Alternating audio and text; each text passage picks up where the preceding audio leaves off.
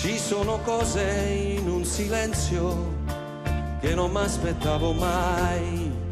Vorrei una voce